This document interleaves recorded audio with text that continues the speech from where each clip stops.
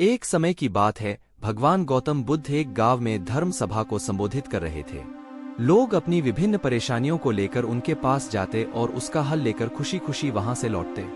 उसी गांव के सड़क के किनारे एक गरीब व्यक्ति बैठा रहता तथा महात्मा बुद्ध के उपदेश शिविर में आने जाने वाले लोगों को बड़े ध्यान से देखता।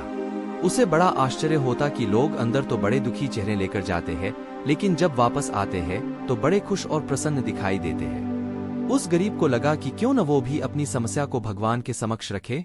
मन में यह विचार लिए वह भी महात्मा बुद्ध के पास पहुंचा। लोग पंक्तिबद्ध खड़े होकर अपनी समस्या को बता रहे थे।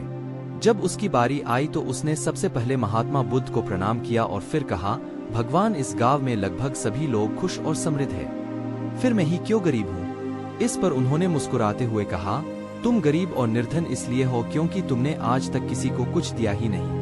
इस पर वह गरीब व्यक्ति बड़ा आश्चर्यचकित हुआ और बोला, भगवान, मेरे पास भला दूसरों को देने के लिए क्या होगा।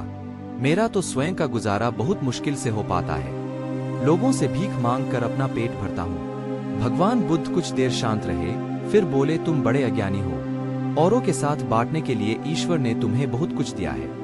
मुस्कुराहट दी है जिससे तुम लोगों में आशा का संचार कर सकते हो।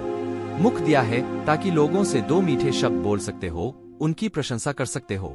दो हाथ दिए हैं, लोगों की मदद कर सकते हो।